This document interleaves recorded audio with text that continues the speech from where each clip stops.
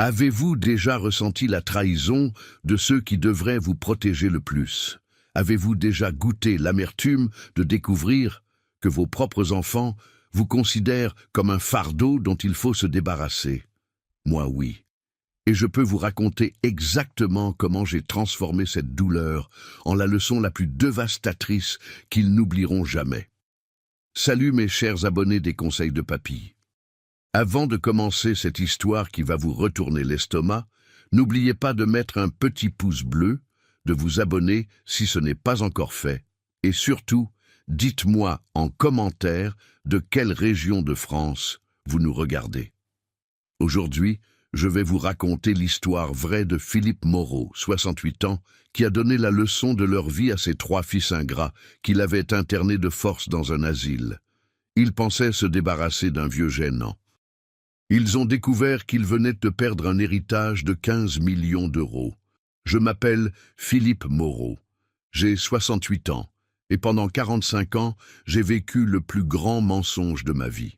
Pas un mensonge que j'ai dit aux autres, mais un mensonge que j'ai vécu pour protéger ma famille.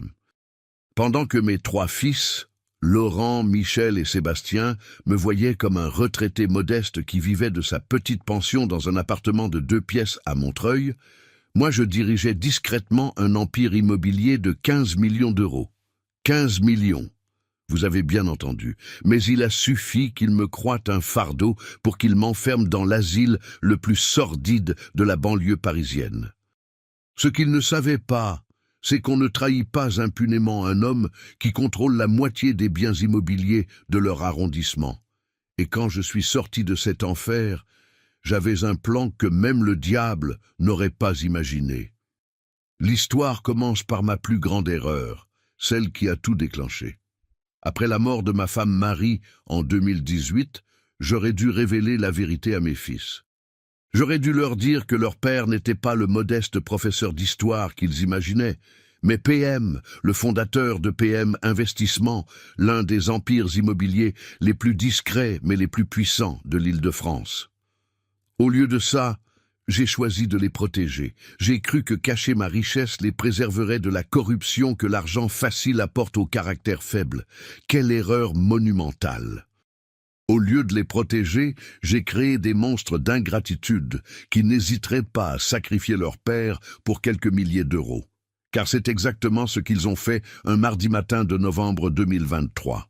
Ce matin-là, j'étais dans ma petite cuisine de Montreuil, celle de mon appartement de façade, en train de boire mon café noir habituel. L'appartement que j'avais soigneusement choisi pour son aspect modeste.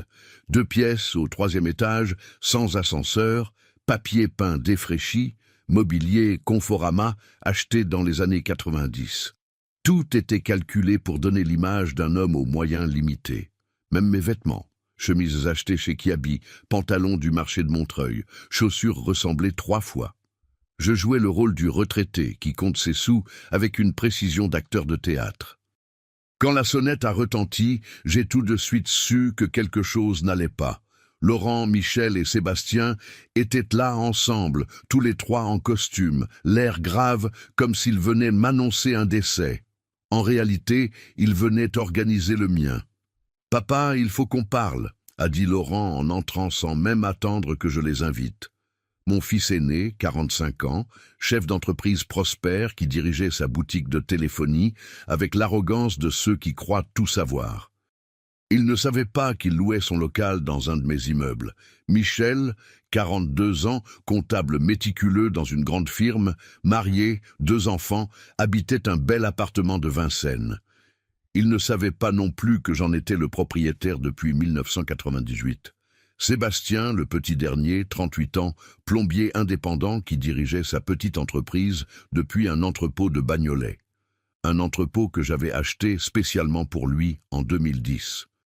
Mes 3 fils vivaient dans mon empire sans le savoir, enrichissant chaque mois l'homme qu'ils s'apprêtaient à trahir. Ils se sont assis dans mon petit salon, sur le canapé usé que j'avais volontairement choisi pour maintenir ma couverture. Le tissu était râpé aux accoudoirs, les coussins affaissés. Tout était étudié pour donner l'impression d'un homme qui n'avait jamais eu les moyens de s'offrir mieux. Papa, on s'inquiète pour toi, a commencé Michel avec ce ton condescendant que je connaissais trop bien. Le ton qu'il prenait quand il m'expliquait comment marche un distributeur automatique ou pourquoi les banques ferment le samedi. Tu vis seul depuis 5 ans maintenant. Tu n'as plus l'âge de te débrouiller tout seul et hier, Madame Dubois nous a dit qu'elle t'avait trouvé désorienté dans l'escalier. C'était un mensonge. Un mensonge grossier et facilement vérifiable. Madame Dubois, ma voisine de palier, était effectivement une commère de première, mais elle ne m'avait jamais vu désorienté nulle part. J'étais en parfaite santé physique et mentale, je conduisais encore ma vieille Clio de 2005, autre élément de ma couverture, et je gérais mes affaires quotidiennement depuis mon bureau secret. Mais mes fils avaient besoin d'un prétexte pour justifier ce qu'ils s'apprêtaient à me faire. Ils avaient inventé cette histoire de désorientation pour se donner bonne conscience. Les garçons ont raison, papa, a renchéri Sébastien en croisant les bras. On a visité un établissement très bien à Créteil, les Jardins de l'Automne. C'est spécialisé dans l'accompagnement des personnes du 3e âge. Tu aurais des activités, des gens de ton âge, un encadrement médical 24 heures sur 24. Personnes du 3e âge. Le terme a résonné dans ma tête comme une condamnation à mort. À 68 ans, j'étais plus en forme que beaucoup d'hommes de 50 ans. Je me levais chaque matin à 6 heures, je faisais mes 50 pompes quotidiennes, je lisais 3 journaux économiques, je suivais l'évolution de mes investissements et je prenais des décisions qui impactaient des centaines d'emplois. Mais pour eux, j'étais devenu un déchet humain qu'il fallait parquer avec les autres débris de l'existence. « Je n'ai pas besoin d'un établissement », ai-je répondu calmement en posant ma tasse de café. « Je me débrouille très bien ici. Je sors, je fais mes courses, je vois mes voisins. »« Papa, on ne te demande pas ton avis », a coupé Laurent avec une brutalité qui m'a glacé le sang. « On a déjà signé les papiers d'admission. Tu entres au Jardin de l'Automne vendredi prochain. C'est pour ton bien. Pour mon bien. » Cette phrase hypocrite que tous les bourreaux utilisent pour justifier leurs crimes. Ils avaient décidé de ma vie sans me consulter, comme si j'étais déjà mort, comme si mon opinion n'avait plus aucune valeur, comme si 45 ans à les élever ne m'avaient donné aucun droit au respect. « Et qui a signé ces papiers ?» ai-je demandé, testant le terrain. « Nous 3, a répondu Michel. « En tant que famille proche, on a le droit de prendre des décisions pour ta sécurité quand tu n'es plus en état de les prendre toi-même. » Pas en état. À 68 ans, avec toutes mes facultés, il me déclarait incapable. J'ai senti une colère froide monter en moi, mais je l'ai maîtrisée. Il fallait que j'en apprenne plus sur leur motivation véritable. « Et mon appartement ?» ai-je demandé innocemment. « On va le vendre, » a répondu Michel sans la moindre hésitation. « L'argent servira à payer ta pension à l'établissement. Avec ta retraite de prof, on devrait s'en sortir pour quelques années. » Quelques années. Il planifiait ma mort tout en organisant ma survie. Il comptait mes jours comme un comptable compte des factures. « Les Jardins de l'Automne, c'est combien par mois ?» ai-je insisté. « 1800 € mensuels, a précisé Sébastien. Avec ta retraite de 1400 €, il ne nous manque que 400 € par mois. En vendant l'appartement et en plaçant l'argent, on devrait tenir au moins 10 ans. 10 ans. Ils m'accordaient 10 ans de survie maximale et après, ils espéraient que je serais mort et qu'ils pourraient enfin hériter de ce qui resterait. Et s'il reste de l'argent après ma mort ? Ai-je demandé pour confirmer mes soupçons. Un silence gêné s'est installé.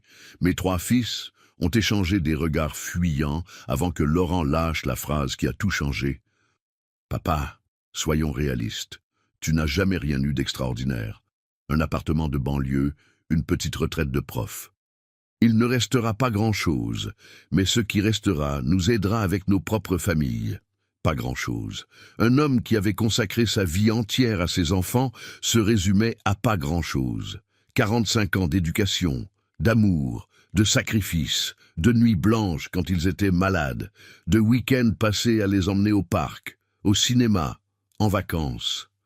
45 ans à me priver pour qu'ils ne manquent de rien.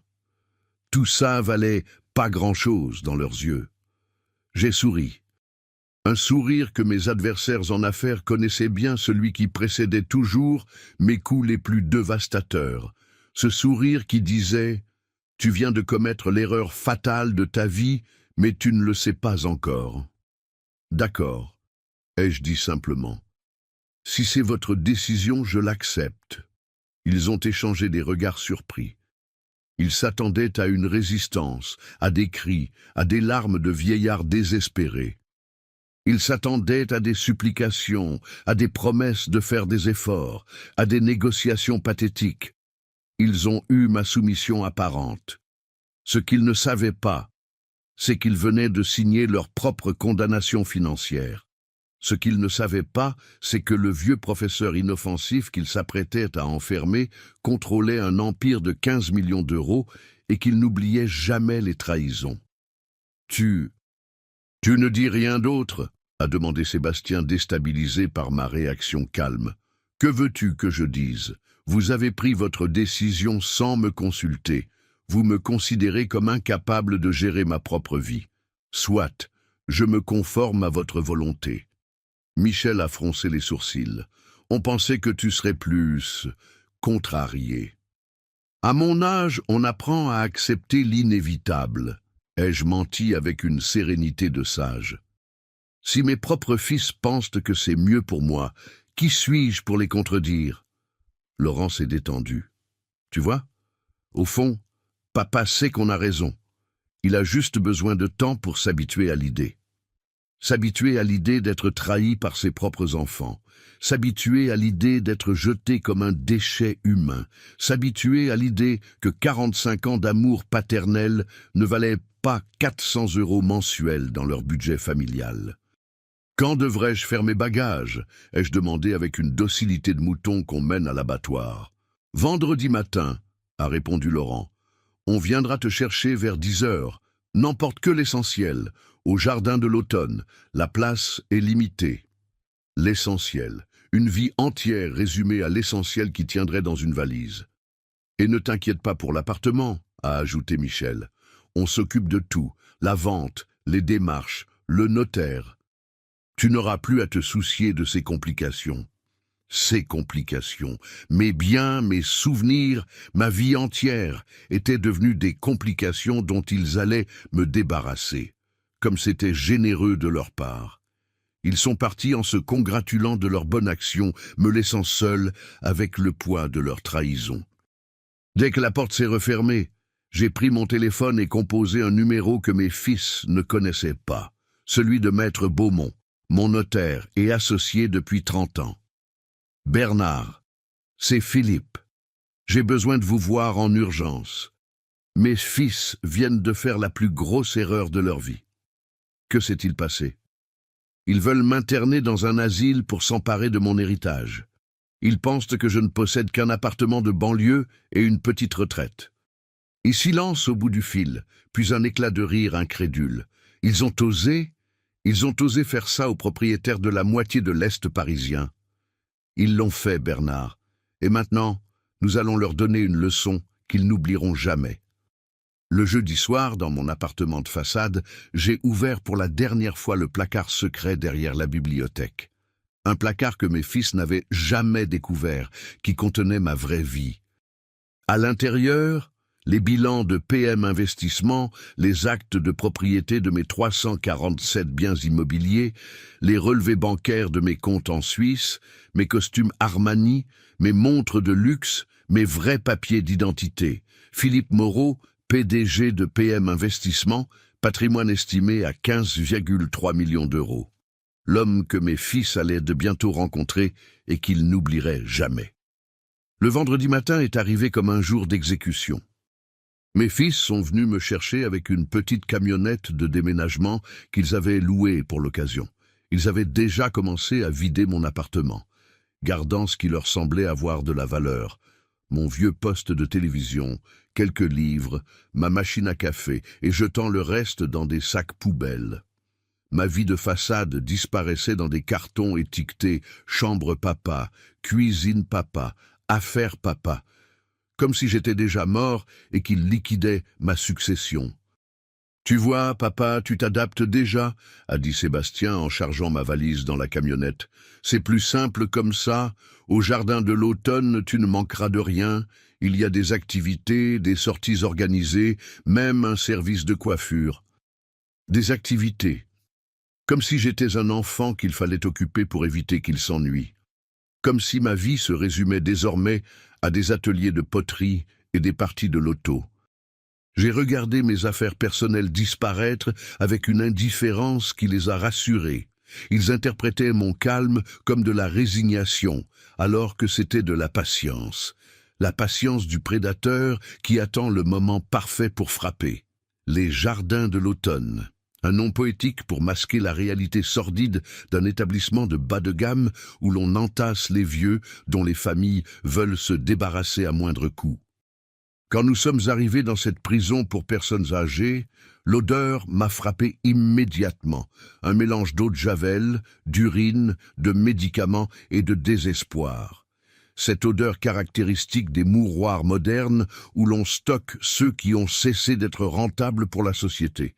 Le bâtiment lui-même était révélateur de l'esprit du lieu. Béton gris des années 70, fenêtres minuscules, parking goudronné sans un arbre. Aucun effort esthétique, aucune recherche de beauté ou de dignité. Un entrepôt humain efficace et économique. Les couloirs étaient peints dans un jaune terne, éclairés par des néons clignotants qui donnaient à tout le monde un teint cadavérique. Dans la salle commune, une vingtaine de pensionnaires étaient assis devant une télévision trop forte, le regard vide, certains bavant, d'autres parlant tout seuls, quelques-uns dormant la bouche ouverte. Le spectacle de ce que j'étais censé devenir, un légume humain attendant la mort. « Voilà votre nouvelle maison, monsieur Moreau », a dit la directrice, madame Le Breton, avec un sourire commercial aussi faux que les cheveux de sa perruque blonde. Une femme de 50 ans qui avait fait de la maltraitance douce des personnes âgées son fonds de commerce. Vous allez partager la chambre 23 avec monsieur Sylvestre. C'est un pensionnaire très discret, il ne vous dérangera pas. Monsieur Sylvestre était un octogénaire squelettique qui passait ses journées à fixer le mur en gémissant doucement. Son regard vide me rappelait celui des soldats revenus de 14-18, cassés par l'horreur de ce qu'ils avaient vécu. Sauf que l'horreur de monsieur Sylvestre, c'était la vieillesse abandonnée dans un système qui ne considère les vieux que comme des numéros de sécurité sociale. La chambre sentait la pisse et la mort. 2 lits étroits au matelas défoncé, une armoire bancale qui fermait mal, une table de nuit tachée par des années de négligence.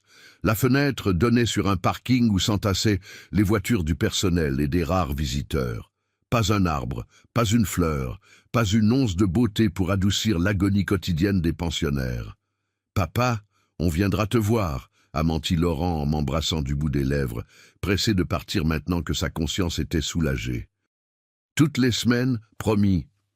Je savais qu'il ne reviendrait jamais, sauf peut-être une fois par mois pour vérifier que je ne causais pas de problème et que leur investissement de 400 € mensuels était rentabilisé. Ils sont partis en se congratulant de leur bonne action, me laissant dans cet enfer qu'ils avaient choisi pour moi. Ils pensaient avoir résolu le problème de leur vieux père encombrant. Ils venaient de créer le plus gros problème de leur existence. Les premiers jours au jardin de l'automne ont été un cauchemar méticuleux. Réveil à 6 heures avec la lumière brutale des néons qui s'allument automatiquement dans toutes les chambres. Pas de respect pour le sommeil, pas de considération pour les rythmes naturels. Le personnel était débordé et souvent brutal par nécessité. « Allez, papy, on se dépêche !» criait l'aide-soignante Fatima quand j'étais trop lent à son goût pour aller aux toilettes. « On n'a pas que ça à faire. Il y a 20 autres pensionnaires qui vous attendent. » Le petit déjeuner était servi dans des assiettes en plastique rose comme pour des enfants de maternelle. Café infect, pain dur, confiture industrielle qui avait le goût de chimie pure. Tout était calculé pour coûter le moins cher possible. Les pensionnaires mangeaient en silence, concentrés sur leur survie alimentaire quotidienne. Certains n'arrivaient plus à tenir leur cuillère et étaient nourris comme des bébés par des aides soignantes pressées qui leur versaient la nourriture dans la bouche sans ménagement. Les journées s'étiraient interminablement dans une oisiveté mortelle. Télévision le matin avec des émissions débilisantes, sieste obligatoire l'après-midi, télévision le soir avec les informations que personne n'écoutait. Entre deux, quelques activités, loto le mardi, l'eau misérable, savon, mouchoirs en papier, atelier poterie le jeudi, cendrier difforme que personne ne réclamait, et gymnastique douce le vendredi, étirement pathétique pour des corps qui refusaient de bouger. Le personnel soignant était divisé en deux catégories, les cyniques qui avaient renoncé à tout espoir d'humanité et les novices qui allaient bientôt le devenir. Madame Le Breton dirigeait cette entreprise de stockage humain avec l'efficacité d'un chef d'entrepôt. Rentabilité maximum, coût minimum et tant pis pour la dignité. « Monsieur Moreau, vous vous adaptez bien », m'a-t-elle dit au bout de 3 jours. « C'est parfait. Les nouveaux qui font des histoires, c'est plus compliqué pour tout le monde. » Les repas étaient immondes. De la nourriture industrielle réchauffée au micro-ondes, servie tiède dans une odeur de graillon. Hachis parmentier sans viande, purée en poudre, légumes en conserve, qui avaient perdu tout goût et toute valeur nutritive.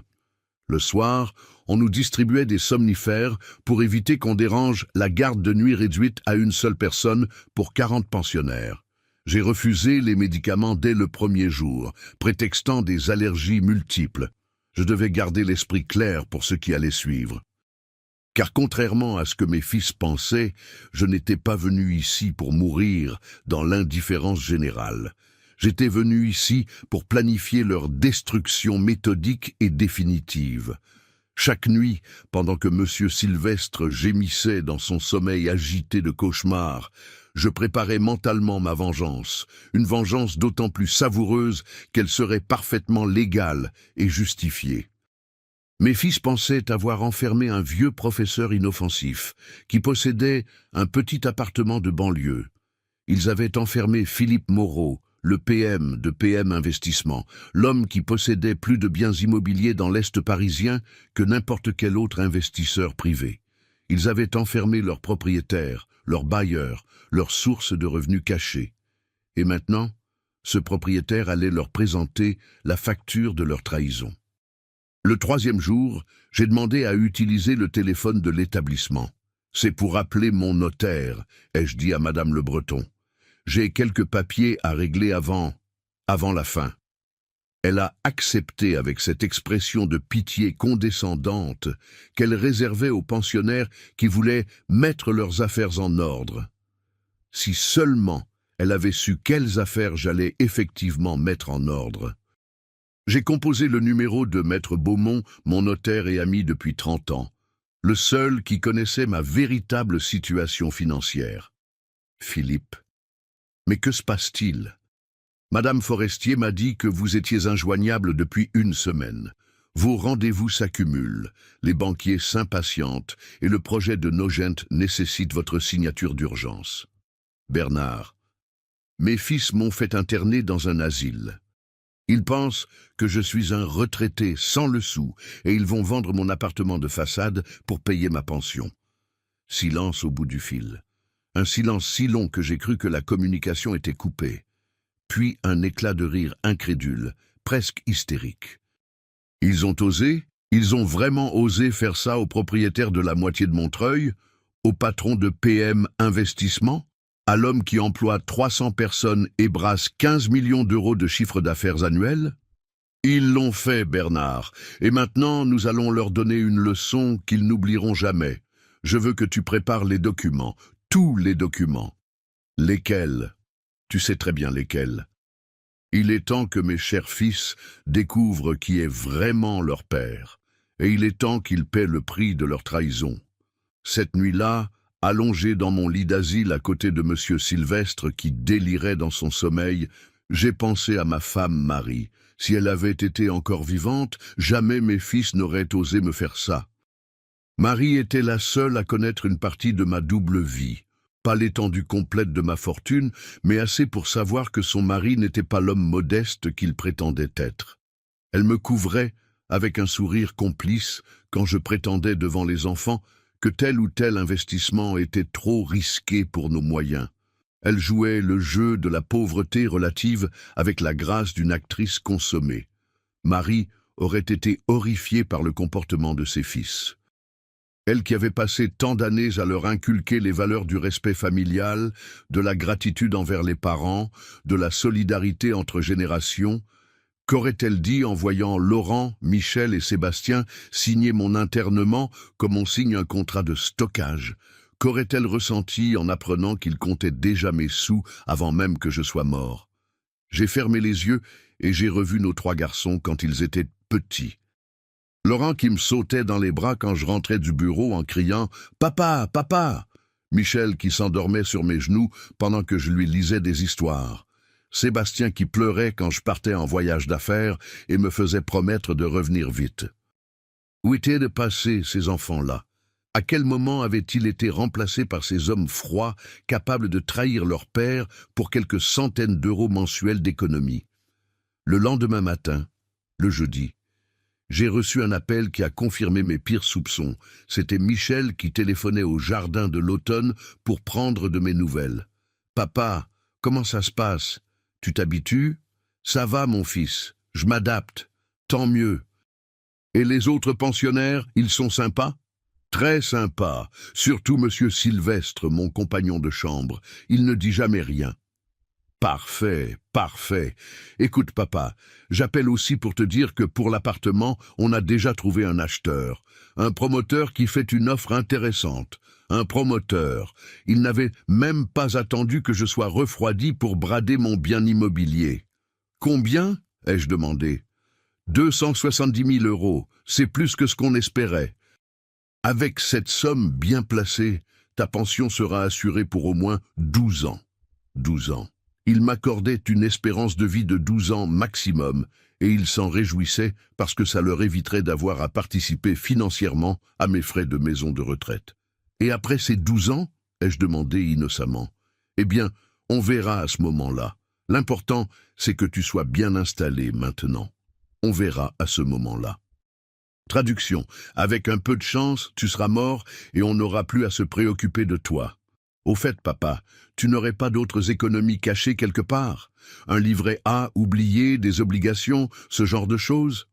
La vraie raison de son appel. Il voulait s'assurer qu'il n'était pas passé à côté d'un magot. Il fouillait déjà dans mes affaires comme des charognards. Non, mon fils, tu connais ta mère et moi. On n'a jamais été des épargnants.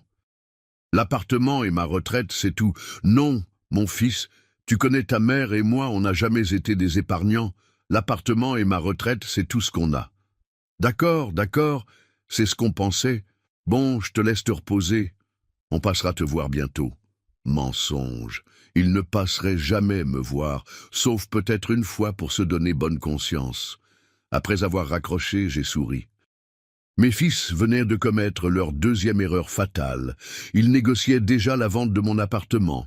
Un appartement qui valait effectivement 270 000 euros sur le marché, mais dont ils ignoraient qu'il appartenait à un homme qui possédait 347 autres biens immobiliers d'une valeur totale de 15,3 millions d'euros. La double vie que j'avais menée pendant 40 ans était un chef-d'œuvre de duplicité. Pour mes fils, j'étais Philippe Moreau, professeur d'histoire retraité, veuf modeste vivant de sa pension de 1 400 euros mensuels dans un 2 pièces de Montreuil. Je faisais mes courses chez Lidl. Je me plaignais du prix de l'essence. Je demandais parfois un petit coup de main pour régler une facture EDF un peu salée. Cette image était si parfaite que moi-même, parfois, j'oubliais que c'était un mensonge. Je portais des vêtements achetés au Halles, je conduisais une Clio de 15 ans d'âge, je regardais religieusement les programmes de télé-réalité pour pouvoir en parler avec mes voisins. Chaque détail était étudié pour maintenir ma couverture de retraité aux moyens limités. La réalité était diamétralement opposée. Le vrai Philippe Moreau était PM, fondateur et propriétaire unique de PM Investissement, l'une des sociétés immobilières les plus discrètes mais les plus puissantes de l'Île-de-France. Tout avait commencé en 1982, quand j'avais hérité d'un petit pavillon de ma grand-mère à Montreuil. Au lieu de le vendre comme tout le monde me le conseillait, j'avais eu l'intuition que cette banlieue ouvrière allait exploser avec l'arrivée du métro et la gentrification progressive de l'Est parisien. J'avais eu raison. En 1985, j'avais acheté mon deuxième bien avec les revenus locatifs du premier. En 1990, j'en possédais 10. En 2000, 50. Aujourd'hui, en 2023, je possédais 347 biens immobiliers répartis dans tout l'Est parisien et même au-delà. Mon empire s'étendait de Montreuil à Vincennes, de Bagnolet à Nogent-sur-Marne, englobant des appartements, des locaux commerciaux, des entrepôts, des terrains à bâtir. Certains étaient loués à des particuliers, d'autres à des entreprises, quelques-uns à des administrations publiques. Mon portefeuille immobilier était si diversifié qu'une crise économique dans un secteur ne pouvait pas m'affecter significativement. Mes revenus mensuels s'élevaient à 180 000 € net, 180 000 € par mois. De quoi payer les pensions de 450 pensionnaires des Jardins de l'Automne. Mes fils économisaient 400 € mensuels en m'y enfermant, alors que je gagnais cette somme en 32 minutes. Mais le plus savoureux dans cette histoire, c'est que mes 3 fils vivaient, sans le savoir, dans mon empire immobilier. Laurent louait le local de sa boutique de téléphonie dans un immeuble que j'avais acheté en 2019, rue de Montreuil. Un local de 80 mètres carrés pour lequel il me payait 2 800 € mensuels sans savoir qu'il enrichissait son père. Michel habitait depuis 2015 un appartement de 4 pièces à Vincennes que j'avais acquis en 1988 pour 180 000 € et qui en valait aujourd'hui 650 000. Il me versait 1 950 € de loyer chaque mois en pensant traiter avec une agence immobilière classique. Sébastien dirigeait son entreprise de plomberie depuis un entrepôt de 200 mètres carrés à Bagnolet, que j'avais acheté spécialement pour lui en 2010, anticipant qu'il aurait besoin d'un local professionnel. Il me payait 1 900 € mensuels depuis 13 ans. Au total, mes 3 fils me versaient 6 650 € par mois sans le savoir. En 43 ans, il m'avait rapporté plus de 3,4 millions d'euros de revenus locatifs. L'ironie était si parfaite qu'elle en devenait artistique. Il m'enfermait dans un asile pour économiser 400 € mensuels alors qu'il m'avait enrichi de plusieurs millions sans s'en douter. Il chassait la poule aux œufs d'or en croyant se débarrasser d'un coq de basse-cour. Cette mascarade avait commencé après la mort de Marie en 2018. J'aurais pu alors révéler ma fortune et voir mes fils devenir des parasites qui vivraient de mon argent sans travailler. J'aurais pu leur offrir une vie de luxe, des voitures de sport, des voyages autour du monde.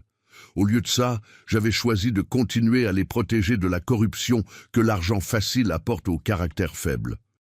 Je voulais qu'ils construisent leur propre mérite, qu'ils deviennent des hommes intègres par leurs propres moyens, qu'ils gardent leurs valeurs humaines sans être corrompus par la facilité financière. Quelle erreur monumentale! Au lieu de les protéger, j'avais créé des monstres d'ingratitude qui considéraient leur père comme un fardeau dont il fallait se débarrasser dès qu'il devenait coûteux. Au lieu de leur apprendre la valeur de l'effort, je leur avais appris à voir les personnes âgées comme des poids morts bons à enfermer. Au lieu de leur enseigner le respect filial, je leur avais montré qu'on pouvait trahir sa famille sans conséquence. Le bureau secret de PM Investissement se trouvait avenue de la République, dans un immeuble haussmannien de prestige que j'avais acheté en 1995. Un bureau de 200 mètres carrés au 4e étage, avec vue sur la place de la République, meublé de fauteuils en cuir italien et d'un bureau en acajou massif qui avait coûté plus cher que 6 mois de pension au Jardin de l'Automne. Les murs étaient couverts de diplômes encadrés, de photographies avec des personnalités politiques et économiques, de tableaux de maîtres que j'avais acquis au fil des ans. C'est là que j'avais bâti mon empire, signé mes contrats, négocié mes acquisitions les plus importantes. C'est là que les banquiers venaient me proposer leur financement, que les promoteurs sollicitaient mes terrains, que les politiques locaux venaient discrètement demander mes faveurs pour leurs projets d'aménagement urbain. PM Investissement employait 12 personnes à temps plein, juristes spécialisés en droit immobilier, comptables, gestionnaires de patrimoine, agents commerciaux, tous liés par des clauses de confidentialité draconiennes qui leur interdisaient de révéler l'identité de leur patron ou l'étendue de ses activités. Ma secrétaire, Madame Forestier, travaillait pour moi depuis 25 ans. Elle était la seule, avec Maître Beaumont, à connaître l'intégralité de ma situation et à savoir que le modeste retraité de Montreuil et le puissant PM de PM Investissement étaient la même personne. « Monsieur Moreau n'est pas disponible cette semaine », répondait-elle à tous ceux qui tentaient de me joindre. « Il est en déplacement pour des affaires familiales urgentes. » Affaires familiales urgentes. Elle ne croyait pas si bien dire. Le vendredi soir, mon 5e jour d'internement, Maître Beaumont est venu me rendre visite au jardin de l'automne. Officiellement, c'était une visite de courtoisie d'un notaire à son client. En réalité, c'était une réunion de crise du conseil d'administration de PM Investissement. Nous nous sommes installés dans le petit salon des familles, une pièce sinistre avec des fauteuils en sky orange et des affiches défraîchies sur les bienfaits de la gymnastique douce pour les seniors. « Philippe, j'ai préparé tous les documents que vous m'avez demandés », a dit Bernard en ouvrant sa mallette de cuir noir. « Mais je vous le répète, réfléchissez bien. Ce que vous vous apprêtez à faire est irréversible. Une fois que vous aurez déclenché cette machine de guerre juridique, il n'y aura plus de retour en arrière possible. Bernard, ils m'ont enfermé dans cette porcherie en pensant que j'étais un pauvre type sans défense. Ils méritent de découvrir la vérité dans toute sa splendeur. Et ils méritent d'en payer le prix fort. » Il a sorti une première chemise contenant les actes de propriété de tous mes biens. 347 documents légaux qui prouvaient que le vieux sénile qu'ils avaient abandonné possédait un empire immobilier. « Laurent d'abord, » ai-je dit en prenant le premier dossier. Il loue son local commercial, 47 rue de Montreuil depuis 2019. Propriétaire, PM Investissement. Loyer mensuel, 2800 €. Il me paye sans le savoir depuis 4 ans. Bernard a souri malgré lui. C'était un sourire admiratif devant la beauté perverse de la situation. Michel ensuite, ai-je continué. Appartement 4 pièces, 15 avenue de Nogent à Vincennes, acheté par PM Investissement en 1998 pour 180 000 €, valeur actuelle 650 000 €. Il habite chez son père depuis 8 ans en croyant louer chez un investisseur lambda. Et Sébastien, a demandé Bernard en feuilletant les documents. Le plus beau de tous, son entrepôt de Bagnolet, 234 rue Sadi Carnot. Je l'ai acheté en 2010 spécialement pour lui quand il a créé son entreprise. J'avais anticipé qu'il aurait besoin d'un local professionnel. Il paye 1 900 € de loyer mensuel à son propre père depuis 13 ans sans s'en douter. Nous avons passé 2 heures à éplucher les documents. À chaque page, l'ampleur de la situation devenait plus évidente. Mes 3 fils ne vivaient pas seulement dans mon empire immobilier, ils en étaient totalement dépendants. Un mot de moi, et ils perdaient tout. Une décision de ma part, et ils se retrouvaient à la rue. Maintenant, la partie la plus savoureuse, ai-je dit en prenant une autre chemise. Les expulsions locatives pour manquement aux clauses familiales. Philippe, vous n'allez tout de même pas... Si, Bernard. Je vais faire exactement ce qu'ils ont fait avec moi. Ils m'ont chassé de chez moi sans préavis. Je vais leur rendre l'appareil avec les intérêts composés. Prépare les lettres recommandées. Résiliation des baux pour tous les 3. Motif, non-respect grave des clauses familiales et morales. Il n'y a pas de clause familiale dans leur contrat de base, a objecté Bernard. Il y en aura. Tu vas les ajouter rétroactivement dans un avenant que nous avons soi-disant fait signer il y a des années. Article 15 bis. Le bailleur se réserve le droit de résilier le bail en cas de manquement grave aux devoirs familiaux du locataire, notamment en cas de maltraitance ou d'abandon de parents âgés. Maître Beaumont m'a regardé avec un mélange d'admiration et d'inquiétude. « Philippe, c'est diabolique et parfaitement légal. Ces clauses morales existent dans certains contrats, notamment pour les logements sociaux. Non, Bernard, ce n'est pas diabolique, c'est éducatif. Pendant 45 ans, j'ai essayé de leur apprendre le respect par l'amour. Maintenant, je vais leur enseigner par la peur et les conséquences financières. Nous avons fixé la date fatidique. Le lundi suivant, mes 3 fils recevraient simultanément leur lettre d'expulsion. Le même jour, ils découvriraient que leur père n'était pas le vieillard inoffensif qu'ils avaient cru enterrer vivant. Mes chers abonnés, vous sentez l'électricité dans l'air?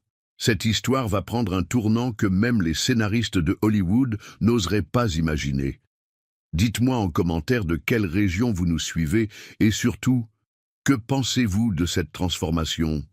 Un petit pouce bleu si vous avez hâte de connaître la suite, car ce qui va suivre va dépasser tout ce que vous pouvez imaginer. Le week-end a passé avec une lenteur insupportable. À chaque heure qui s'écoulait, j'imaginais mes fils profitant de leur week-end en famille, inconscients de l'apocalypse financière qui allait s'abattre sur eux le lundi matin. Laurent organisait probablement un barbecue dans son pavillon de banlieue, Michel emmenait peut-être ses enfants au cinéma, Sébastien bricolait sans doute dans son garage. Ils vivaient leurs dernières heures d'insouciance filiale. Pendant ce temps, au jardin de l'automne, je subissais ma première expérience complète du week-end en maison de retraite. Le personnel était réduit au minimum, les activités inexistantes, les repas encore plus infects qu'en semaine. Les familles venaient rendre visite à leurs pensionnaires le dimanche après-midi, apportant des fleurs fanées et des sourires forcés. Monsieur Sylvestre n'a reçu personne, comme toujours. Moi non plus, ce qui était normal puisque mes fils pensaient que j'étais trop perturbé pour recevoir des visites sitôt après mon arrivée. Le dimanche soir, j'ai appelé Madame Forestier depuis le téléphone de l'établissement. « Madame Forestier, demain nous entrons en guerre. J'espère que vous avez préparé votre morale pour ce qui va suivre. Monsieur Moreau, tout est prêt. Les lettres sont rédigées, les huissiers sont prévenus, la presse économique a été alertée discrètement. Demain sera un grand jour pour PM Investissement. Un grand jour, et un jour terrible pour mes ex-fils, car à partir de demain, ils ne sont plus mes fils. Ils sont juste des locataires indélicats qui vont découvrir ce que coûte de trahir son propriétaire. Le lundi matin, à 9 heures précises, 3 lettres recommandées ont été distribuées simultanément dans l'Est parisien. Laurent la première, dans sa boutique de téléphonie de Montreuil, où il venait d'arriver pour ouvrir son commerce. Michel, la deuxième, à son domicile de Vincennes, où il buvait tranquillement son café en regardant les informations. Sébastien, la troisième, dans son entrepôt de Bagnolet, où il préparait les interventions de la journée pour ses équipes d'ouvriers. 3 lettres identiques, à l'entête prestigieux de PM Investissement, papier de luxe avec filigrane, cachets officiels, signature de notaire. Monsieur, nous avons l'honneur de vous informer que votre bail est résilié avec effet immédiat pour manquement grave aux clauses familiales et morales mentionnées à l'article 15 bis de votre contrat de location. Les faits reprochés, abandon et maltraitance institutionnelle d'un parent âgé, internement abusif d'un ascendant dans un établissement inadapté dans le but de s'approprier ses biens. Vous disposez de 48 heures pour libérer les lieux. Passé ce délai, nous procéderons à votre expulsion par voie d'huissier avec intervention des forces de l'ordre. Cordialement, Maître Beaumont, représentant légal de PM Investissement. À 9h15, Laurent a appelé l'agence immobilière qui gérait son local depuis 4 ans. Il y a eu une erreur, je n'ai jamais signé de clause familiale. Et puis, c'est quoi cette histoire d'abandon de parents âgés? Monsieur Moreau, nous ne gérons plus ce bien depuis 6 mois. Le propriétaire a repris la gestion directe par souci de discrétion. Vous devez contacter PM Investissement au numéro indiqué sur la lettre. PM Investissement. Un nom qui ne lui disait strictement rien, comme à ses frères. Une société fantôme qui surgissait de nulle part pour détruire leur vie. À 9h30, Michel essayait de joindre son propriétaire, découvrant que son agence aussi avait été remerciée 6 mois plus tôt. Comment ça, reprise de gestion directe? Personne ne m'a prévenu. Et c'est quoi cette société PM Investissement? Monsieur, nous n'avons pas d'informations à vous donner. Contactez directement le propriétaire. Mais qui c'est le propriétaire? Nous ne sommes pas autorisés à révéler son identité. Secret professionnel. À 9h45, Sébastien se retrouvait face au même mystère. 3 frères, 3 expulsions, le même jour, par la même société inconnue, pour les mêmes motifs d'abandon familial. La coïncidence était trop énorme pour être fortuite. Quelqu'un orchestrait leur perte, quelqu'un qui connaissait leur situation familiale dans les moindres détails. À 10h, Laurent a appelé Michel dans un état de panique totale. « Michel, tu as reçu une lettre de PM Investissement. »« Oui, et toi aussi. C'est quoi ce délire? Qui c'est cette société? » ?»« Je ne sais pas, mais ils veulent me virer de mon local, et ils parlent d'abandon de parents âgés. »« Moi aussi. Ils disent qu'on a maltraité papa. Mais c'est n'importe quoi. On l'a mis dans un bel établissement pour son bien. » À 10h05, Michel a appelé Sébastien en conférence. À 10h10, ils se sont donné rendez-vous d'urgence chez Laurent pour comprendre ce qui leur arrivait et organiser leur défense. Pendant qu'ils paniquaient, moi je savourais ma vengeance depuis ma chambre d'asile. Madame Le Breton m'avait autorisé à garder mon téléphone portable, pensant qu'un vieux sénile ne pouvait pas faire grand mal avec un smartphone bas de gamme. Si elle avait su qu'elle venait de donner à PM Investissement l'accès à toutes ses communications en temps réel. À 10h30, j'ai reçu un appel de Maître Beaumont. « Philippe, c'est fait. Ils ont reçu les lettres. Mes sources m'indiquent qu'ils sont en panique totale. Laurent a essayé de joindre 10 fois le numéro de PM Investissement, mais Madame Forestier a pour consigne de ne pas répondre avant mercredi. » Parfait. Phase 2. L'enquête désespérée. Laisse-les chercher qui est PM Investissement pendant quelques jours. Plus ils paniquent, plus la chute sera douloureuse quand ils découvriront la vérité. Et votre appartement de Montreuil qu'ils veulent vendre. Ah oui, j'allais oublier. Ils l'ont mis en vente pour financer ma pension d'asile, n'est-ce pas? Il serait dommage qu'ils découvrent que l'acheteur mystérieux qui fait cette offre généreuse de 270 000 € est PM Investissement.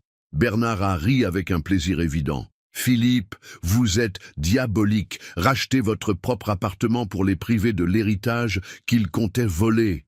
Ce n'est que justice, Bernard. Ils voulaient vendre ma maison pour m'enfermer. Je vais la racheter pour les ruiner. Et comme PM Investissement est la seule société à faire une offre décente, ils n'auront pas le choix. Ils me vendront ma propre propriété en me remerciant de les sauver financièrement. » L'enquête désespérée des fils. Pendant les 3 jours suivants, mes fils ont mené une enquête frénétique pour identifier PM Investissement et comprendre pourquoi cette société s'acharnait sur eux. Laurent a embauché un détective privé pour 500 € par jour. Michel a contacté un avocat spécialisé en droit immobilier. Sébastien a sollicité un ami journaliste économique qui couvrait le secteur de l'immobilier parisien. Tous leurs efforts se heurtaient au même mur d'airain. PM Investissement était une société parfaitement légale, immatriculée depuis 1985, mais d'une discrétion absolue. Aucune publicité, aucune présence sur Internet, aucune trace médiatique, aucun communiqué de presse. Une société fantôme qui possédait pourtant des centaines de biens dans l'Est parisien et pesait plusieurs dizaines de millions d'euros. C'est forcément quelqu'un qui nous en veut personnellement, a dit Laurent lors de leur réunion de crise du mercredi soir, dans sa boutique menacée d'expulsion. Quelqu'un qui connaît nos adresses, nos baux, nos situations familiales. Ce n'est pas un hasard si cette société nous attaque tous les 3 en même temps pour les mêmes motifs. « Mais qui ?» a demandé Michel en se rongeant les ongles. On n'a pas d'ennemis à ce point, on est des gens ordinaires, on ne s'occupe que de nos affaires, on ne fait de mal à personne. Ordinaire, le mot qui résumait leur vision d'eux-mêmes. Des gens ordinaires qui avaient commis l'acte extraordinaire de trahir leur père pour quelques euros d'économie mensuelle. Et si c'était lié à papa ? A suggéré Sébastien avec une intuition qui l'a étonné lui-même. Comment ça ? ont demandé ses frères, en chœur. Je ne sais pas, le timing est bizarre. On l'interne vendredi, on reçoit les lettres d'expulsion le lundi suivant. Et puis cette histoire de maltraitance de parents âgés dans les motifs d'expulsion. Sébastien, papa est un prof d'histoire à la retraite qui vit avec 1400 € par mois. Il ne connaît personne dans l'immobilier. Il n'a pas les moyens d'embaucher des avocats pour se venger. Et s'il avait des dettes, des créanciers qui s'en prendraient à nous? Quelle dette? Il n'a jamais rien eu d'assez cher pour s'endetter. Sa plus grosse dépense, c'était sa voiture d'occasion. Ils tournaient en rond, incapables d'imaginer que leur vieux père puisse être autre chose que l'image pitoyable qu'ils en avaient. Leur mépris était si profond qu'il leur occultait toute possibilité de réflexion rationnelle. C'était exactement ce que j'espérais, qu'ils s'enlisent dans leurs préjugés jusqu'à ce que la révélation les frappe comme la foudre. Le jeudi, la situation s'est considérablement aggravée pour eux. Laurent a reçu la visite d'un huissier accompagné d'un serrurier qui sont venus constater l'état des lieux de son commerce et changer les serrures en prévision de l'expulsion. Michel a découvert que son appartement avait été mis en vente par PM Investissement à un prix 30% supérieur au marché, ce qui prouvait que cette société ne cherchait pas seulement à l'expulser, mais aussi à faire du profit sur son dos. Sébastien a vu débarquer une équipe d'experts immobiliers qui évaluait son entrepôt en vue d'une cession rapide. Il nous chasse pour nous remplacer par des locataires plus rentables, a conclu Laurent avec amertume. C'est de la spéculation immobilière pure et dure. Il profite de cette histoire familiale bidon pour nous virer et louer plus cher. On va se battre, a déclaré Michel en serrant les poings. On va porter plainte, contacter les médias, alerter les associations de locataires, faire du scandale sur les réseaux sociaux. Et on va perdre, a répondu Sébastien avec le réalisme de celui qui a déjà consulté son avocat. Nos baux sont légalement résiliables. Ces clauses familiales et morales, même ajoutées rétroactivement, sont valides si elles figurent dans la version originale du contrat et qu'on peut prouver qu'on les a enfreintes. Quelle version originale? Celle que nous n'avons jamais lue en entier, évidemment.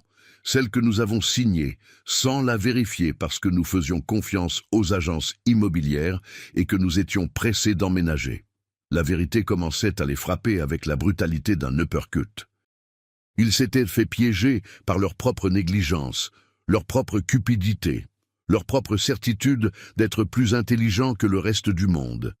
Ils avaient signé des baux sans les lire, fait confiance à des intermédiaires sans vérifier, vécu au-dessus de leurs moyens sans se poser de questions. Et maintenant, cette négligence se retournait contre eux avec la précision d'une machine de guerre juridique. Le vendredi, j'ai décidé qu'ils avaient assez souffert dans l'incertitude. Il était temps de passer à la phase finale, la révélation qui allait les anéantir définitivement. J'ai demandé à Madame Le Breton l'autorisation de recevoir de la visite officielle dans son bureau. C'est mon notaire, ai-je expliqué avec la voix chevrotante du vieillard sénile. Il doit me faire signer quelques papiers pour ma succession. Avec ce qui m'arrive, je préfère mettre mes affaires en ordre tant qu'il est encore temps. Bien sûr, monsieur Moreau, c'est très sage à votre âge. C'est important de penser à ses proches avant qu'il soit trop tard. À votre âge. Avant qu'il soit trop tard. Cette femme me parlait comme si j'étais déjà mort, comme si ma seule utilité résiduelle était de signer mes dernières volontés pour le confort de mes héritiers. Si elle avait su que ses proches étaient en train de vivre l'enfer à cause de mes décisions, à 14 heures précises, Maître Beaumont est arrivé au jardin de l'automne. Mais il n'était pas seul. Il était accompagné de Madame Forestier, ma secrétaire, et de Monsieur Dubois, mon expert comptable. Tous en costume de ville, l'air important, les mallettes en cuir à la main, rien à voir avec les habituels visiteurs de l'asile qui venaient en survêtement avec des sacs plastiques remplis de vêtements de rechange et de médicaments.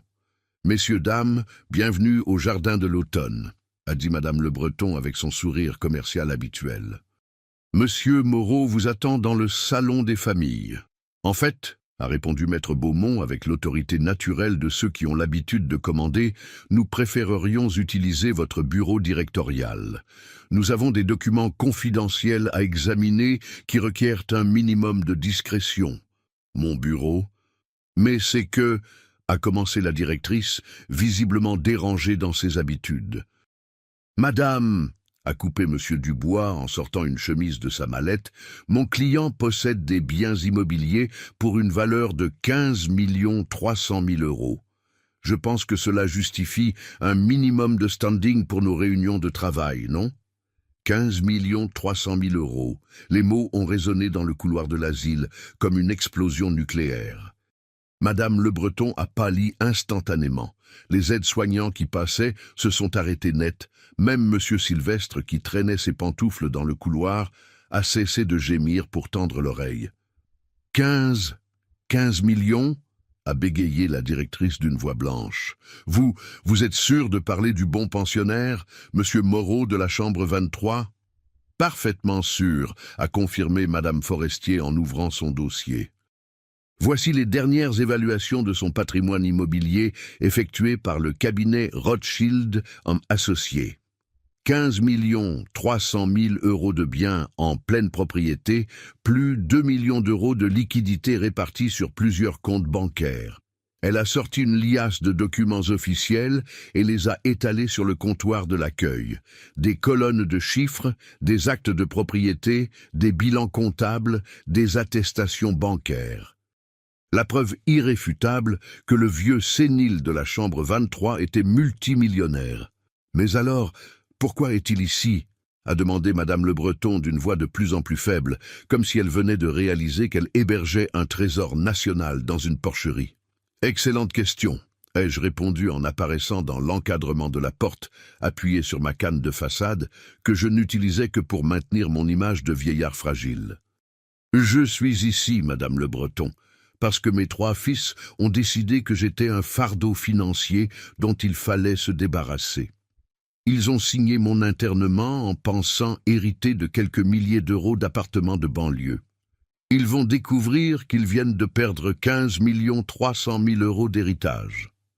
Le silence qui a suivi était si profond qu'on aurait pu entendre une mouche voler. Madame Le Breton me regardait comme si j'étais devenu fou, ou plutôt comme si elle venait de réaliser qu'elle avait traité un multimillionnaire comme un indigent pendant une semaine entière.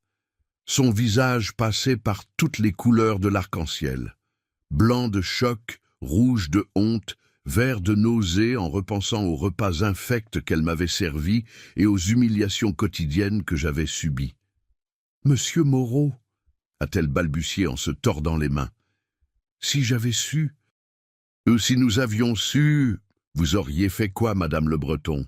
Vous m'auriez traité avec respect, vous m'auriez donné une chambre individuelle, vous auriez évité de me faire manger cette nourriture industrielle infecte, vous auriez empêché vos aides-soignantes de me crier dessus comme si j'étais sourd et débile.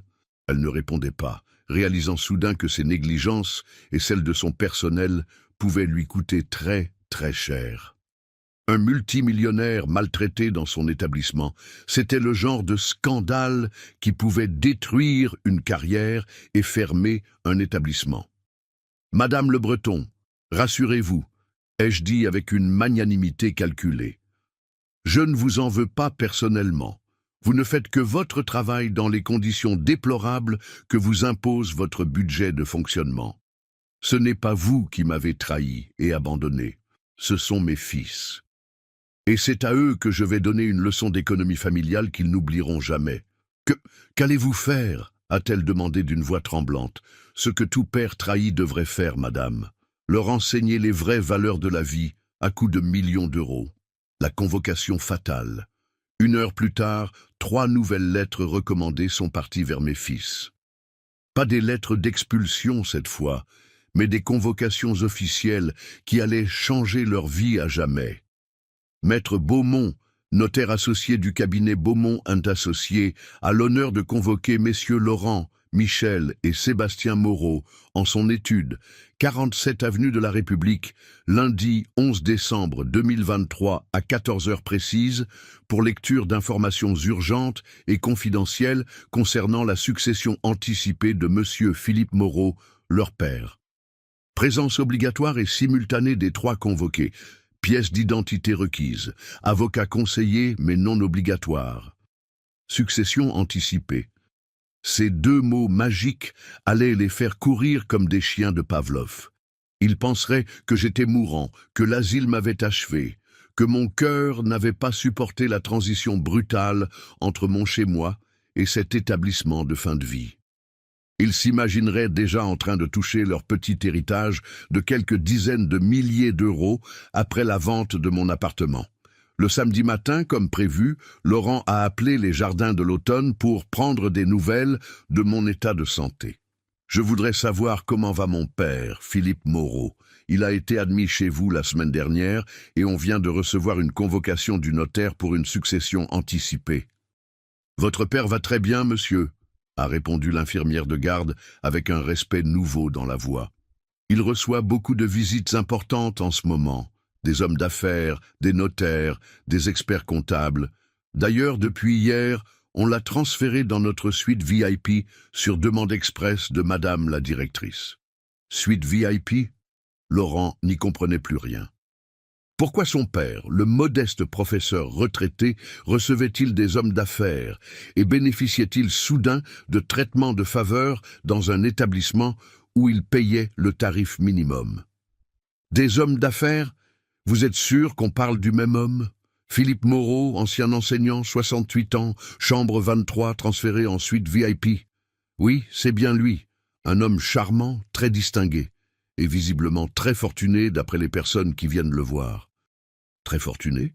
Laurent a raccroché, plus perplexe que jamais. Quelque chose ne collait pas dans cette histoire. Son père cachait-il des secrets? Avait-il des économies dont il ne soupçonnait pas l'existence? Était-ce pour ça que ce mystérieux PM Investissement s'acharnait sur eux en parlant d'abandon de parents âgés? Le dimanche, mes 3 fils se sont retrouvés une dernière fois avant la convocation chez le notaire. Ils étaient nerveux, inquiets, mais aussi excités par cette perspective d'héritage anticipé. Ils avaient organisé cette réunion dans le salon de Michel, celui qui habitait sans le savoir dans un de mes appartements de Vincennes. « Papa doit être plus malade qu'on le pensait », a dit Michel en servant le café. « Cette histoire de succession anticipée, ça veut dire qu'il va mourir bientôt. »« Tant mieux », a lâché Sébastien avec un cynisme qui m'aurait brisé le cœur si j'en avais encore eu un pour eux. Au moins, on va toucher l'héritage rapidement et on pourra régler nos problèmes d'expulsion. Avec l'argent de papa, on aura les moyens de se battre contre ce PM Investissement ou de prendre d'autres locaux. À votre avis, combien il peut nous laisser au total? A demandé Laurent en sortant sa calculatrice de téléphone portable. L'appartement de Montreuil va se vendre 270 000 euros, moins les frais d'obsèques qu'on va devoir avancer, les dettes éventuelles, les frais de notaire, on devrait avoir dans les 240 000 à se partager entre nous 3. Ça fait 80 000 euros chacun, a calculé Michel avec la précision d'un comptable. C'est pas mal, ça tombe bien avec cette histoire d'expulsion. On pourra prendre d'autres locaux, d'autres appartements, repartir sur de nouvelles bases. En attendant, il faut absolument qu'on trouve qui est PM Investissement, a insisté Sébastien. Mon détective privé n'a toujours rien trouvé de concret. C'est comme si cette société était protégée par un mur de silence. Elle existe forcément puisqu'elle nous expulse, a répondu Laurent. Mais on s'en occupera après avoir récupéré l'héritage. Avec 80 000 euros chacun, on aura les moyens de payer de bons avocats et de mener la guerre juridique. L'argent de papa. Ils comptaient déjà mes sous avant même que je sois mort. Ils planifiaient leur vie future sur mon cadavre encore chaud. Ils se réjouissaient de ma mort prochaine parce qu'elle allait résoudre leurs problèmes financiers. Quelle délicatesse filiale! Quel amour paternel il me portait. Au fait, a ajouté Michel, il faudra qu'on pense à récupérer ses affaires personnelles à l'asile, ses photos, ses papiers, ses souvenirs avec maman. On ne peut pas laisser ça traîner dans cette maison de retraite. Tu as raison, a approuvé Laurent. Et puis il faudra vider complètement l'appartement avant la vente, faire le tri entre ce qu'on garde et ce qu'on jette. Ce qu'on garde et ce qu'on jette. Ma vie entière résumée à un tri sélectif entre les souvenirs commercialisables et les déchets sentimentaux. Ils étaient déjà en train de liquider ma mémoire comme on liquide un stock en fin de saison. Le lundi matin, je me suis levé à 6 heures pour la dernière fois dans cet asile qui m'avait servi de chrysalide. J'ai pris une douche dans la vraie salle de bain de la suite VIP où Madame Le Breton m'avait transféré dès qu'elle avait appris ma véritable identité. J'ai enfilé le costume Armani anthracite que Madame Forestier m'avait apporté la veille. Un costume à 4000 €, de ceux que le Philippe pauvre n'aurait jamais pu s'offrir, même en économisant pendant 10 ans. J'ai ajusté ma cravate Hermès Bordeaux, mes boutons de manchette en or blanc ornés de diamants, ma montre Patek Philippe héritée de mon père. En me regardant dans le miroir de la suite VIP, j'ai vu l'homme que j'avais toujours été. Philippe Moreau, patron de PM Investissement, propriétaire d'un empire de 15 millions d'euros. Le vieux professeur indigent avait disparu pour toujours, comme un costume de théâtre qu'on range après la représentation. À 10 heures, Maître Beaumont est venu me chercher dans sa Mercedes classe S noire, celle qu'il réservait aux clients les plus prestigieux. « Philippe, vous êtes sûr de vouloir aller jusqu'au bout? Une fois que vous aurez révélé la vérité, il n'y aura plus de retour en arrière possible. Vos fils ne vous pardonneront jamais. Bernard, ils m'ont enfermé dans cet asile en pensant que j'étais un déchet humain bon à jeter. Aujourd'hui, ils vont découvrir qu'ils ont jeté 15 millions d'euros à la poubelle. Et demain, ils apprendront ce que coûte de trahir sa famille. Et après, quand ils sauront tout, quand ils réaliseront l'ampleur de leur erreur, après, Bernard, ils apprendront à vivre sans moi, sans mon argent, sans mes propriétés, sans rien, comme ils voulaient me faire vivre au jardin de l'automne. La révélation finale. À 14 heures précises, mes 3 fils sont arrivés à l'étude de Maître Beaumont. Ils portaient leurs meilleurs costumes, ceux qu'ils réservaient aux grandes occasions. Enterrement, mariage, communion, et maintenant héritage. Laurent avait mis sa cravate bleue en soie, celle qu'il portait pour signer ses gros contrats. Michel avait ciré ses chaussures et coiffé ses cheveux en arrière comme un banquier. Sébastien avait même acheté une chemise neuve pour l'occasion. Il pensait devenir toucher un héritage de 80 000 € chacun. Ils allaient découvrir qu'ils venaient de perdre 5 millions d'euros, chacun par leur propre faute. Maître Beaumont les a reçus dans son grand salon de réception, celui avec les boiseries d'époque, les fauteuils en cuir de Cordoue et les tableaux de maître. Un décor qui en imposait et qui était parfaitement adapté à ce qui allait suivre. « Messieurs, je vous remercie d'être venus. Nous avons effectivement des informations très importantes concernant votre père. »« Il va mourir », a demandé Laurent sans préambule, avec cette délicatesse émotionnelle qui le caractérisait. « Son état s'est dégradé, l'asile lui a été fatal ?»« Votre père se porte très bien », a répondu Bernard avec un sourire en coin. En revanche, sa situation familiale le préoccupe énormément. « Sa situation familiale », a répété Michel sans comprendre. Oui, le fait que ses 3 fils l'aient fait interner dans un asile contre sa volonté pour s'emparer de son héritage. Silence gêné. Mes 3 fils ont échangé des regards fuyants, réalisant que leur plan était plus transparent qu'ils ne l'avaient cru. « Maître, » a dit Michel, en adoptant son ton de comptable sérieux, « on n'a pas fait ça pour l'argent. Papa ne pouvait plus vivre seul, il devenait confus, il fallait qu'il soit pris en charge. Menteur. » Le mot a claqué dans le salon comme un coup de fouet. Mes 3 fils se sont retournés d'un bloc vers la porte d'où venait cette voix. Et ils m'ont vu. Mais pas le Philippe qu'ils connaissaient. Ils ont vu un homme en costume de luxe, impeccablement coiffé, le regard dur, l'autorité naturelle de celui qui a l'habitude de commander des empires et de briser des carrières. « Papa ?»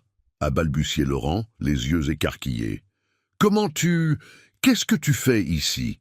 Tu devrais être à l'asile. » Comment je suis sorti de votre prison? Comment je suis habillé comme un homme riche? Comment je me trouve dans l'étude du notaire le plus cher de Paris? J'ai souri, ce sourire glacial que mes adversaires en affaires connaissaient bien et qui précédait toujours leur pire cauchemar financier. Asseyez-vous, mes chers fils. Il est temps que vous découvriez qui vous venez de trahir. Ils se sont assis comme des automates, les yeux rivés sur moi, incapables de comprendre cette métamorphose. Le vieux professeur tremblotant avait laissé place à un homme d'affaires redoutable, qui irradiait le pouvoir et la richesse. Maître Beaumont, s'il vous plaît, montrez-leur les documents. Bernard a ouvert sa mallette et a sorti la première chemise avec la solennité d'un prêtre officiant une messe. Messieurs, voici les actes de propriété et les bilans financiers de PM Investissement. Société fondée en 1985 par votre père Philippe Moreau. Laurent a pâli instantanément. PM Investissement, mais c'est moi, ai-je complété avec une satisfaction évidente. PM comme Philippe Moreau. La société qui vous expulse de vos locaux, c'est votre père. L'homme que vous avez enfermé dans un asile sordide comme un déchet humain. Mais c'est impossible, a bégayé Michel d'une voix de plus en plus faible. Tu n'as jamais eu d'argent. Tu vis avec ta petite retraite de prof, ton appartement miteux de Montreuil. Ma petite retraite de 1400 €, c'est de l'argent de poche, Michel. Mes revenus réels sont de 180 000 € par mois. 180 000 € chaque mois, soit l'équivalent de 450 pensions complètes au jardin de l'automne. Le chiffre a résonné dans la pièce comme un coup de tonnerre. Sébastien s'est levé, chancelant, et s'est raccroché au dossier de son fauteuil. 180 000 € par mois, mais alors? Alors quoi, Sébastien? Alors, vous venez d'enfermer dans un asile l'homme le plus riche de votre famille? Alors, vous avez trahi celui qui vous faisait vivre sans que vous le sachiez? Alors, vous avez craché sur la main qui vous nourrissait depuis des années? Nous faire vivre, a répété Laurent d'une voix blanche. Maître Beaumont, montrez-leur leurs beaux et leurs vrais propriétaires. Bernard a sorti 3 contrats épais comme des annuaires téléphoniques. Laurent Moreau, local commercial 47 rue de Montreuil, propriétaire depuis 2019. PM Investissement, soit votre père. Loyer mensuel que vous lui versez sans le savoir, 2800 €. Michel Moreau, appartement 15 avenue de Nogent-Vincennes, propriétaire depuis 1998, PM Investissement, soit votre père. Loyer mensuel que vous lui versez depuis 8 ans, 1950 €. Sébastien Moreau, entrepôt 234 rue Sadi Carnot Bagnolet, propriétaire depuis 2010, PM Investissement, soit votre père. Loyer mensuel que vous lui versez depuis 13 ans, 1900 €. Vous vivez dans mes biens depuis des années, ai-je continué avec une satisfaction sadique. Vous me payez vos loyers chaque mois sans le savoir. Laurent, tes 2800 € mensuels depuis 4 ans. Michel, tes 1950 € depuis 8 ans. Sébastien, tes 1900 € depuis 13 ans. Au total, vous m'avez versé plus de 600 000 € de loyer. Pendant des années, vous avez enrichi l'homme que vous venez d'abandonner. Laurent s'est effondré dans son fauteuil comme un pantin dont on aurait coupé les fils. « Papa, pourquoi tu ne nous as jamais dit? Pourquoi cette mascarade? » « Parce que je voulais que vous deveniez des hommes, pas des parasites. Je voulais que vous construisiez vos vies par vos propres mérites, que vous gardiez vos valeurs sans être corrompus par l'argent facile. Et maintenant, a demandé Michel d'une voix d'outre-tombe, maintenant, vous allez apprendre ce que coûte la trahison familiale au prix du marché. J'ai fait signe à Maître Beaumont qui a sorti un document encore plus épais que les précédents. Voici mon testament, rédigé cette semaine dans ma suite VIP des Jardins de l'Automne. Ancien testament. Mes 3 fils héritaient de l'intégralité de mes biens, soit 15,3 millions d'euros. Nouveau testament. Déshéritage total et définitif pour trahison familiale caractérisée. 15,3 millions, a répété Sébastien comme un zombie. 15 300 000 €, c'est ce que vous venez de perdre en m'enfermant dans cet asile. C'est le prix exact de votre trahison. Papa, on ne savait pas, a tenté Laurent. Vous ne saviez pas quoi? Que j'étais riche? Non, vous ne le saviez pas, mais vous saviez que j'étais votre père. Vous saviez que je vous avais élevé, nourri, éduqué pendant 45 ans. Et malgré ça, vous m'avez trahi pour économiser 400 € mensuels de pension d'asile. On peut arranger les choses, a supplié Michel. On peut te sortir de l'asile, s'occuper de toi, te ramener chez toi. M'occuper de moi. Comme vous vous êtes occupé de moi cette semaine, en me laissant pourrir dans cet enfer que vous avez choisi pour moi. Papa, pardonne-nous, a gémi Sébastien. Il est trop tard pour les pardons, mes chers ex-fils. Il est temps pour les conséquences financières. Mes chers abonnés des conseils de Papy, nous arrivons au moment le plus délicieux de cette histoire de vengeance parfaite. N'oubliez pas de mettre un énorme pouce bleu si cette révélation vous a fait frissonner. Et dites-moi en commentaire de quelle région de France vous nous regardez. Car ce qui va suivre va dépasser même vos attentes les plus folles, la sentence financière. Maître Beaumont, lisez-leur la suite du testament et les conséquences concrètes de leurs actes. Bernard a pris un autre document, encore plus officiel, avec des cachets rouges et des signatures multiples. En plus du déshéritage total, M. Philippe Moreau a décidé de résilier immédiatement et sans préavis tous les baux de ses fils. Expulsion effective dans 24 heures. De plus, en tant que propriétaire majoritaire ou minoritaire de plusieurs sociétés immobilières de la région, il use de son influence pour s'assurer qu'aucun autre propriétaire ne leur loue de locaux dans l'Est parisien pendant une durée minimale de 5 ans. Tu nous interdis de travailler, a explosé Laurent en se levant d'un bond. Tu nous condamnes à la ruine? Je vous traite exactement comme vous m'avez traité. Vous m'avez chassé de ma vie. Je vous chasse de vos business. Vous m'avez enfermé contre ma volonté. Je vous enferme dans la précarité économique. C'est de la vengeance pure, a crié Michel. Non, c'est de l'éducation différée.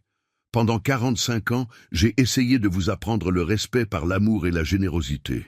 Aujourd'hui, je vous l'enseigne par la force et les conséquences financières. Michel s'est mis à pleurer comme un enfant. Papa, on a des familles, des enfants à nourrir, des crédits à rembourser. J'avais un fils à voir quand j'étais au jardin de l'automne. Aucun de vous n'est venu, vos familles passeront avant moi. Parfait. Assumez les conséquences de vos priorités. On pensait que tu étais bien dans cet établissement, a tenté Sébastien. Vous pensiez que j'étais un déchet dont vous vous étiez enfin débarrassé, et vous savez quoi? Vous aviez raison sur un point. Le Philippe que vous connaissiez est effectivement mort dans cet asile. L'homme qui vous parle maintenant s'appelle PM Investissement, et PM Investissement ne fait pas de sentiments en affaires. Sébastien a tenté une dernière carte désespérée. Et nos enfants, tes petits-enfants, tu vas les punir aussi pour nos erreurs? Mes petits-enfants apprendront que leurs pères sont des traîtres qui ont abandonné leur grand-père pour de l'argent. C'est une leçon de vie précieuse. Ils choisiront s'ils veulent me ressembler ou vous ressembler. Papa. Il n'y a plus de papa. Il y a un multimillionnaire que vous avez tenté d'escroquer et qui ne l'oublie jamais. Il y a un homme d'affaires que vous avez humilié et qui vous le fait payer au prix du marché. Maître Beaumont, montrez-leur la dernière surprise. Bernard a souri et a sorti un contrat de vente immobilière. Votre appartement de Montreuil, que vous comptiez vendre 270 000 € pour financer la pension d'asile de votre père.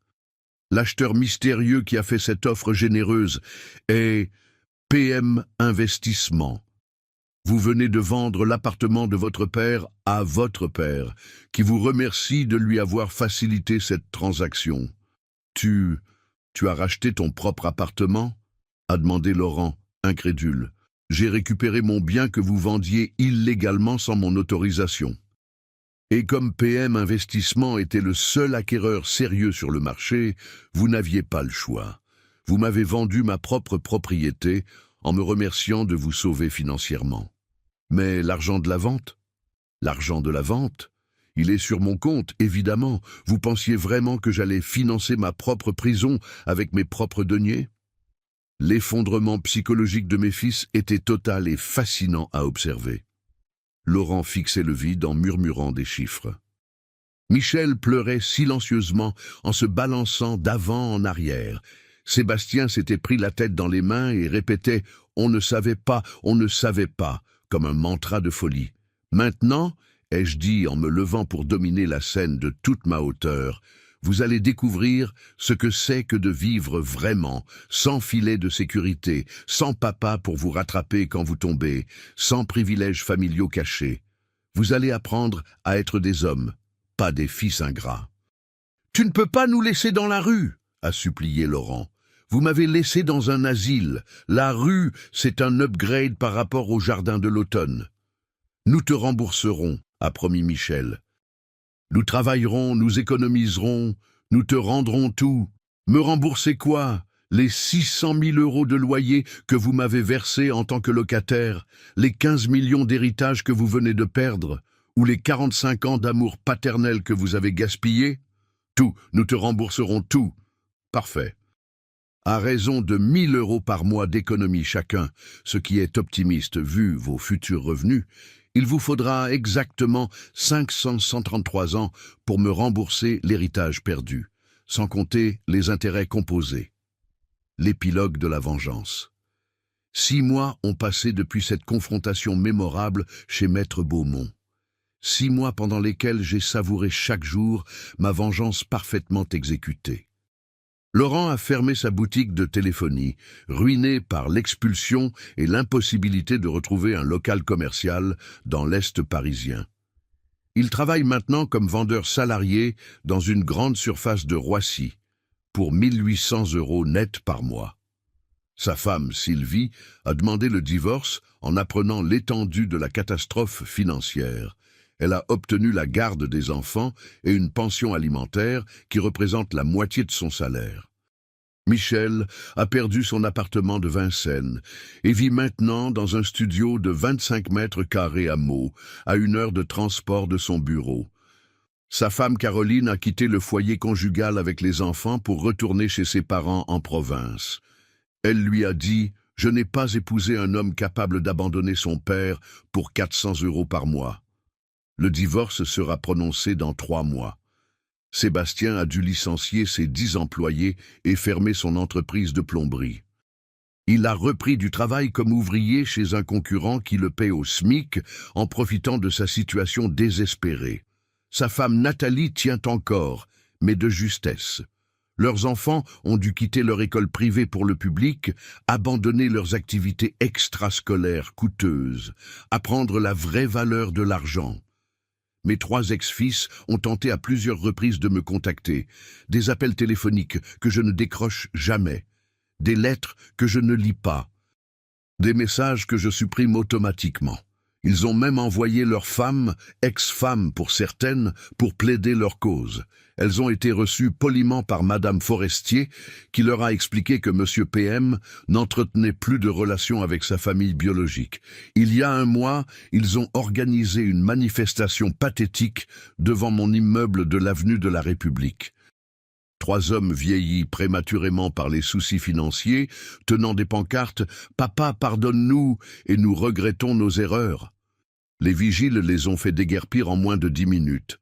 J'ai regardé la scène depuis ma fenêtre du 4e étage en sirotant un cognac Hennessy Paradis à 3 000 € la bouteille.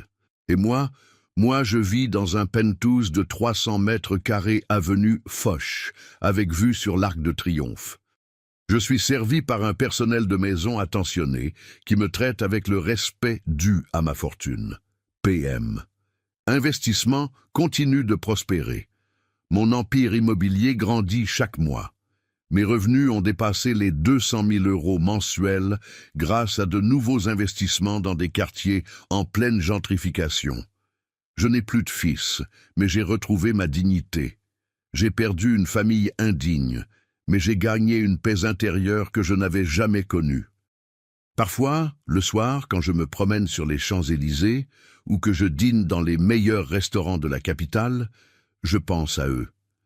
Je me demande s'ils regrettent vraiment leurs actes ou s'ils regrettent seulement leurs conséquences financières. La réponse m'est venue il y a 15 jours par un hasard savoureux. J'étais chez Fouquet's, attablé pour un déjeuner d'affaires avec des investisseurs allemands, quand j'ai entendu une conversation à la table voisine. C'était Laurent qui expliquait à un ami: « Si j'avais su que le vieux était plein aux as, jamais on l'aurait mis dans cet asile. On aurait joué le jeu, on se serait occupé de lui, on aurait été aux petits soins. 15 millions d'euros, tu te rends compte ? On a foutu en l'air 15 millions pour économiser 400 euros par mois. C'est le plus gros gâchis financier de ma vie. » Voilà la vérité vraie de mes fils. Ils ne regrettaient pas de m'avoir abandonné. Ils regrettaient de ne pas avoir su que j'étais riche. Ils ne pleuraient pas leur père perdu, ils pleuraient leur héritage évaporé. Même dans la misère, même dans la déchéance, ils restaient les mêmes monstres d'égoïsme qu'ils avaient toujours été. J'ai terminé mon déjeuner tranquillement, j'ai réglé l'addition de 450 euros, comme on laisse un pourboire, et je suis parti sans que Laurent me reconnaisse. Il était trop concentré sur ses jérémiades financières pour remarquer que l'homme qu'il appelait « le vieux » était assis à 3 mètres de lui, habillé en costume Brioni et chaussé en berlouti. Cette conversation a achevé de me convaincre que j'avais eu raison de les déshériter totalement. Des fils qui ne voient de leur père que comme un distributeur automatique de billets ne méritent pas d'hériter d'un centime. Des hommes qui calculent l'amour filial en euros ne méritent pas de porter le nom de Moreau. Mais l'histoire ne s'arrête pas là, mes chers abonnés. Car il y a 3 semaines, j'ai reçu une visite inattendue qui a failli faire vaciller ma résolution de faire. C'était ma petite fille Emma, la fille de Michel, 16 ans, qui avait réussi à convaincre le gardien de mon immeuble de la laisser monter jusqu'à mon bureau. « Grand-père », m'a-t-elle dit en se tenant droite devant mon bureau de direction, « je ne viens pas pour plaider la cause de papa, je viens pour vous demander pourquoi vous nous punissez, nous les petits-enfants, pour les erreurs de nos parents. » Sa question m'a frappé comme un coup de poing dans l'estomac. Cette gamine de 16 ans venait de poser le seul problème moral que je n'avais pas résolu dans ma vengeance.